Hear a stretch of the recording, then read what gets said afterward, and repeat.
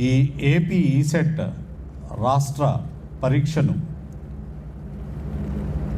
నిర్వర్తించడానికి JNTU అనంతపూర్కు permission ఇచ్చినటువంటి మన రాష్ట్ర ప్రభుత్వానికి, ముఖ్యంగా మన ముఖ్యమంత్రి వర్యులకు, మన హెచ్ఆర్డి మినిస్టర్ నారా లోకేష్ గారికి, యాప్స్కి చైర్మన్ మధుమూర్తి గారికి నేను కృతజ్ఞతలు తెలియజేస్తున్నాను. మీ అందరికీ తెలుసు, JNTU university Anantapur AP ECET examination ఇది 10వసారి మేము కండక్ట్ చేస్తున్నాం. గత 9 పర్యాయాలు ఎంతో విజయవంతంగా ఏపీ ఈసెట్ ఎగ్జామినేషన్ కండక్ట్ చేసినటువంటి ఘనత ఈ యూనివర్సిటీకి ఉంది. సో ఈసారి కూడా ఏపీ ఈసెట్ ఎగ్జామినేషన్ను ఎటువంటి ప్రాబ్లమ్స్ లేకుండా విద్యార్థులకు అత్యంత అనుకూలంగా ఈ పరీక్ష నిర్వహించడానికి అన్ని ఏర్పాట్లు చేయడం జరుగుతోంది. ఇప్పటికే నిష్ణాతులైన విద్యావేత్తలతో పరీక్ష పత్రాలను తయారు చేయించడము, వాటిని సాఫ్ట్ కాపీస్గా రూపొందించడము, స్టూడెంట్ వ్యూ కాపీల్లోకి మార్చుకోవడము, ఎడిటింగ్, మోడరేషన్ అన్ని ప్రక్రియలు జరుగుతూ ఉన్నాయి. ఇవి సమయానికంతా పూర్తి చేసి పరీక్ష నిర్వర్తించడానికి మా కన్వీనర్ గారు అన్ని ప్రయత్నాలు చేస్తున్నారు. ఈ ఏపీ ఈసెట్ ఎగ్జామినేషన్ ద్వారా డిప్లొమా కంప్లీట్ అయిన విద్యార్థులు డైరెక్ట్గా lateral entry second year engineering ప్రోగ్రాంలో చేరేటువంటి అవకాశం ఉంటుంది. రాష్ట్ర వ్యాప్తంగా అన్ని ఇంజనీరింగ్ కళాశాలల్లో ఈ అవకాశం లభిస్తుంది. ఈ సంవత్సరం 2025 గాను ఏపీ ఈసెట్ ఎగ్జామినేషన్ 14 బ్రాంచుల్లో మనము మే 6వ తేదీ నిర్వర్తిస్తున్నాం. 6/5/2025 నాడు ఈ ఎగ్జామ్ నిర్వర్తిస్తున్నాం. సో ఈ ఎగ్జామ్ 2 సెషన్స్లో ఉంటుంది. మార్నింగ్ 9 నుంచి 12 వరకు ఒక సెషన్ ఉంటుంది, మధ్యాహ్నం 2 నుంచి 5 వరకు ఒక సెషన్ ఉంటుంది. సో ఇది 14 కోర్సులు. అగ్రికల్చరల్ ఇంజనీరింగ్, దీనికి 156 అప్లికేషన్స్ మాత్రం వచ్చాయి. బయోటెక్నాలజీలో 1 అప్లికేషనే వచ్చింది. బీఎస్సీ మ్యాథమెటిక్స్కు 45, సెరామిక్ టెక్నాలజీకి 3, కెమికల్ ఇంజనీరింగ్కు 308, సివిల్ ఇంజనీరింగ్కు 3050 అప్లికేషన్స్, కంప్యూటర్ సైన్స్ అండ్ ఇంజనీరింగ్కు అత్యధికంగా 11,029 అప్లికేషన్స్, ఎలక్ట్రికల్ అండ్ ఎలక్ట్రానిక్స్ ఇంజనీరింగ్లో 5,868 అప్లికేషన్లు, ఎలక్ట్రానిక్స్ అండ్ కమ్యూనికేషన్ ఇంజనీరింగ్లో 9,416 అప్లికేషన్స్, ఎలక్ట్రానిక్స్ అండ్ ఇన్స్ట్రుమెంటేషన్ ఇంజనీరింగ్లో 54 అప్లికేషన్లు, మెకానికల్ ఇంజనీరింగ్లో 4,757 అప్లికేషన్లు, మెటలర్జికల్ ఇంజనీరింగ్కు 102 అప్లికేషన్స్, మైనింగ్ ఇంజనీరింగ్కు 71, ఫార్మసీలో 3,327 అప్లికేషన్స్ రావడం జరిగింది. సో టోటల్ ఈ సంవత్సరం 35,187 అప్లికేషన్స్ వచ్చాయి. దాదాపు పోయిన సంవత్సరం అంతనే నెంబర్ ఈ సంవత్సరం కూడా మనకు అప్లికేషన్స్ రావడం జరిగింది. సో ఈ సందర్భంగా ముఖ్యంగా విద్యార్థులందరికీ తెలియజేయడం ఏంటంటే, వాళ్ళ ఛాయిసెస్ ప్రకారం టెస్ట్ సెంటర్స్ దాదాపు వాళ్ళ కోరిక, వాళ్ళ ఆప్షన్స్ ప్రకారమే చేయడం జరుగుతూ ఉంది.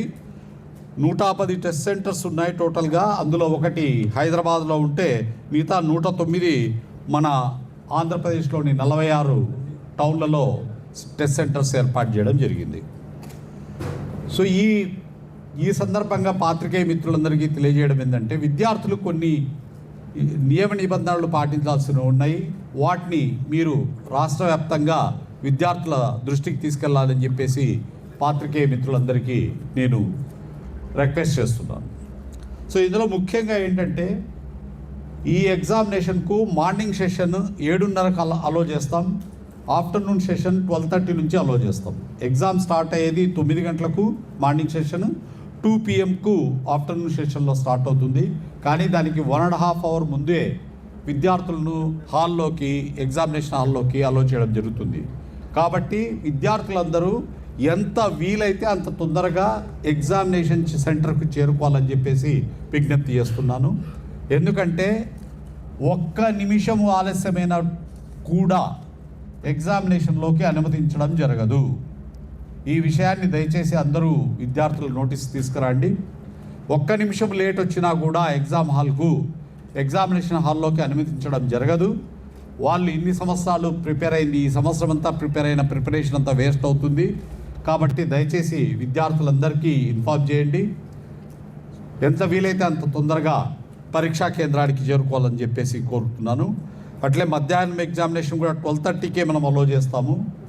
ఎట్టి పరిస్థితుల్లో కూడా మార్నింగ్ ఎగ్జామినేషన్కు 9 తర్వాత, ఆఫ్టర్నూన్ సెషన్కు 2 తర్వాత